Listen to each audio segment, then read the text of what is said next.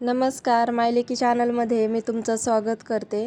आज आपण बनवणार आहोत रवा केक। लहान्यापासून ते मोठ्यापर्यंत आवडणारा, अगदी बेकरीमध्ये मिळतो तसाच एकदम स्पंजी आणि सॉफ्ट। तर रेसिपीला सुरुवात करूया। व्हिडिओला स्किप न करता व्हिडिओ हा शेवटपर्यंत पहा। व्हिडिओ आवडल्यास लाईक, शेअर व सबस्क्राईब करा। आपल्याला कुठल्या पण एकाच वाटीचं माप घ्यायचंय। तर या वाटीने मी इथे अर्धा वाटी दही घेतले आणि त्याला फेटून घेतले। अर्धा वाटी तूप घेतले आणि थोडं मेल्ट करून घेतले। तर इथे मी या वाटीने 2 वाटी रव्यापासून केक बनवणार आहे। त्यासाठी मी 1.25 वाटी पिठी साखर घेतली। तुम्हाला जर कमी गोड आवडत असेल तर 1 वाटी घ्या, पण 1.25 वाटीचं माप एकदम बरोबर आहे। म्हणजे जास्त गोड पण होत नाही आणि खूप असा कमी गोड पण होत नाही। तर याला छान फेटून घेऊ। ज्या पिठी साखरच्या गाठी झालेल्या असतात तर त्या फोडून घेऊ। तर आता हे फेटून झाल्यानंतर यामध्ये रवा घालून घेते।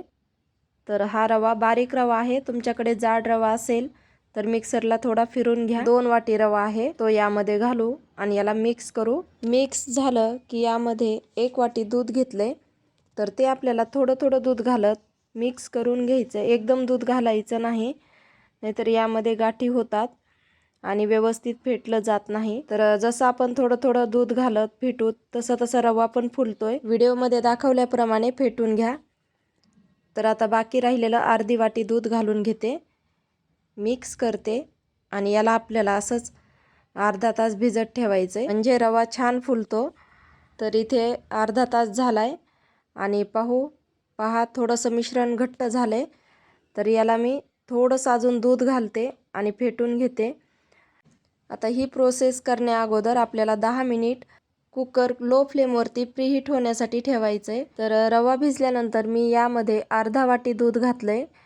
ज्या वाटीने आपण सर्व साहित्य मोजून घेतले तर त्या वाटीनेच अर्धा वाटी दूध घातलंय। तर पहा व्हिडिओमध्ये दाखवल्याप्रमाणे जास्त घट्टही नाही आणि जास्त पातळ पण आपल्याला ठेवायचं नाही। तर आता यामध्ये अजून थोडंसं दूध घालते, जास्त नाही। तर अगदी 2 चमचे दूध घालून फेटून घेतलंय। आता यामध्ये अर्धा चमचा बेकिंग पावडर घालायची आणि अर्धा चमचा बेकिंग सोडा घालायचा आहे। तर पहा रवा भिजल्यामुळे आपल्याला जास्त सोडा किंवा बेकिंग पावडर घालायची गरज पडत नाही, कारण रवा आपण भिजत ठेवला होता तो छान फुललाय, म्हणून आपल्याला सोडा कमीच घालायचा आहे। तर अर्धा चमचा दोन्ही घालायचं। आता हा सोडा घातल्यानंतर यावरती थोडंसं पाणी घाला किंवा 2 चमचे दूध घाला। मी इथे अर्धा चमचा व्हॅनिला इसेन्स घालते, याचा फ्लेवर खूप छान लागतो केकमध्ये। व्हॅनिला इसेन्स तुमच्याकडे नसेल तर स्किप करा, नाही घातलं तरीही चालेल, असा पण केक खूप छान लागतो। तर मिक्स करते। तर इथे मी कुकरच्या डब्याला तेल लावून घेतलंय। तर आता या डब्यामध्ये हे बॅटर घालून घेते। आता डब्यामध्ये बॅटर घातल्यानंतर थोडंसं असं हळूहळू आपल्याला टॅप करून घ्यायचं आहे, यामुळे केक छान होतो। आणि आता पाहू शकता यामध्ये मी हा डब्बा ठेवून घेते। आता हा केक बेक होण्यासाठी आपल्याला 35 ते 40 मिनिट लो फ्लेमवरती ठेवायचं आहे। कुकरची शिट्टी काढून घ्यायची आणि जाळी ठेवायची, किंवा तुम्ही एखादं स्टँड पण ठेवू शकता, जे आपण भाज्याचे पातेले वगैरे ठेवतो ते स्टँड। तुम्ही जर हा केक एकदा केला तर नेहमी कराल, एवढा छान होतो। तर झाकण लावते आणि लो फ्लेमवरती ठेवते। तर हा केक आपल्याला 35 मिनिटांनी पाहायचा आहे केक झालाय का। तर इथे 35 मिनिट झालेत आणि झाकण काढून पाहते, पहा मस्त केक झालाय। चाकूने एकदा चेक करूया।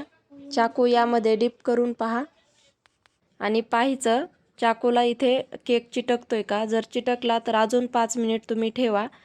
तर इथे चिटकत नाही आणि मी हा केक काढून घेते। आता हा केक आपल्याला थंड झाल्यानंतरच साईडने आपल्याला मोकळा करून घ्यायचा आहे आणि नंतर असं ताट घेऊन त्यामध्ये केक काढून घ्यायचा आहे। पहा किती छान झालाय, खरपूस एकदम मस्त, एकदम बेकरीमध्ये होतो ना तसाच झालाय। नक्की ट्राय करा। आता मी कट करून दाखवते। जर तुम्ही मायलेकी चॅनलला नवीन असाल तर सबस्क्राईब करा। व्हिडिओ आवडला तर नातेवाईकांना व मित्रमैत्रिणींना शेअर करा आणि तुमचा केक कसा झाला हे कमेंटमध्ये नक्की कळवा। तर पहा किती सॉफ्ट झालाय, एकदम स्पंजी। व्हिडिओ पाहिल्याबद्दल धन्यवाद।